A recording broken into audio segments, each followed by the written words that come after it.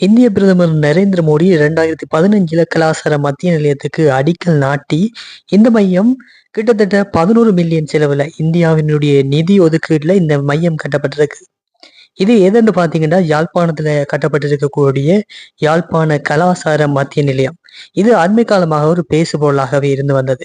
2023ஆம் ஆண்டு ஜனாதிபதி ரணில் விக்ரமசிங்க மற்றும் இந்திய மத்திய அமைச்சர் டாக்டர் எல் முருகன் மூலமாக இது அதிகாரபூர்வமாக யாழ்ப்பாண கலாசார மத்திய நிலையம் என்ற பெயர்ல திறந்து வைக்கப்பட்டிருந்தது. அண்மையில இது திருவள்ளுவர் கலாசார மையம் என்று பெயர் மாற்றப்பட்டிருந்தது. யாழ்ப்பாணம் என்ற பெயர் தூக்கப்பட்டதால இது அதிகம் விமர்சனத்துக்குள்ளாகி இருந்தது. ஆனால் இப்ப என்னன்னா, இது மீண்டும் பெயர் மாற்றப்பட்டு யாழ்ப்பாணம் திருவள்ளுவர் பன்னாட்டு மையம் என பெயர் மாற்றப்பட்டிருக்கிறது. யாழ்ப்பாணம் என்ற பெயர் இல்லாத ஒழிக்கப்பட்டு மீண்டும் திருப்பி யாழ்ப்பாணம் கொண்டு வரப்பட்டிருக்கு. ஆரம்பத்துல கட்டப்பட்டது யாழ்ப்பாணம் கலாசார மத்திய நிலையம். கலாசாரத்தை வழக்கும் முகமாக கலாசார மத்திய நிலையம் என்று பெயர் நாமம் வழங்கப்பட்டு திறந்து வைக்கப்பட்டது. பிறகு மீண்டும் மாற்றப்பட்டது.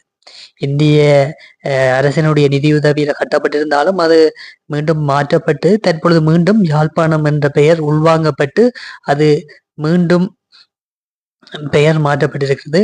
இருந்தாலும் இது மகிழ்ச்சியான ஒரு விடயம். யாழ்ப்பாணத்தினுடைய பெயர் மறையாது மீண்டும் அந்த கலாசார மத்திய நிலையத்தின் நாமத்துடன் இணைக்கப்பட்டிருப்பதானது ஒரு மகிழ்ச்சியான தகவல். இனியாவது பெயரை மாத்தாம இருந்தா ஓகே.